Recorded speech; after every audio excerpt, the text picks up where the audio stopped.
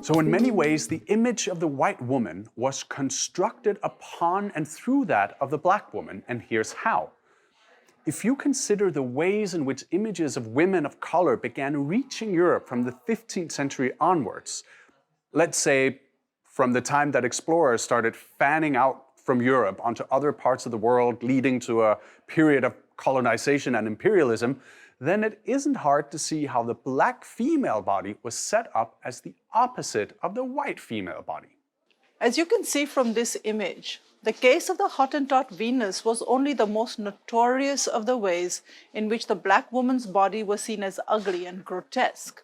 Its color and shape were considered almost animalistic, and in fact either studied as such or exhibited as freaks. What is important to remember is that this was an image that was constructed by and for other white people. But it was also the only way in which black people were taught to see themselves. Having no control of public discourse of any kind, the enslaved and colonized populations of Africa were fed a self-image not of their own making. But contradictions abounded in these constructions of the black woman under slavery, just as we saw contradictions in the construction of the black male. So while on one hand the black woman was considered ugly and animalistic, on the other hand she was the mammy figure in the plantations, literally a mispronunciation of mommy. Objectified as a kind of machine-like producer of more slaves, the black woman was also the wet nurse to her mistress's babies and the governess and nanny to children and young women. Meanwhile, reviled as grotesque and inhuman, black women slaves were much desired by their masters as well, often given special treatment and kept as sex objects.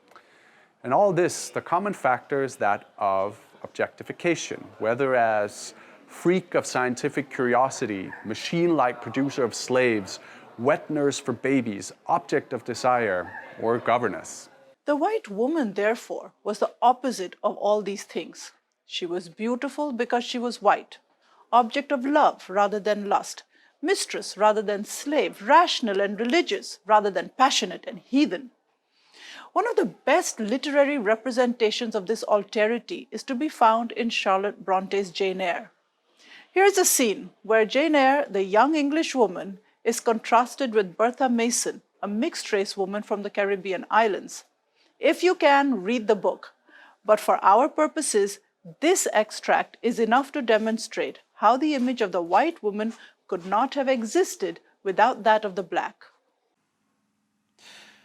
He lifted the hangings from the wall, uncovering the second door.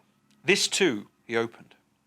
In a room without a window, there burnt a fire guarded by a high and strong fender, and a lamp suspended from the ceiling by a chain. Grace Poole bent over the fire, apparently cooking something in a saucepan. In the deep shade, at the farther end of the room, a figure ran backwards and forwards. What it was, whether beast or human being, one could not at first sight tell. It grovelled, seemingly on all fours. It snatched and growled like some strange wild animal. It was covered in clothing, and a quantity of dark, grizzled hair, wild as a mane, hid its head and face. "Good morrow, Mrs. Poole," said Mr. Rochester. "How are you, and how is your charge today?" "We're tolerable, sir, I thank you," replied Grace, lifting the boiling mess carefully onto the hob. "Rather snappish, but not rageous." A fierce cry seemed to give the lie to her favourable report. The clothed hyena rose up and stood tall on its hind feet. "Ah, sir, she sees you," exclaimed Grace. "You'd better not stay." "Only a few moments, Grace. You must allow me a few moments." "Take care then, sir. For God's sake, take care." The maniac bellowed. She parted her shaggy locks from her visage and gazed wildly at her visitors.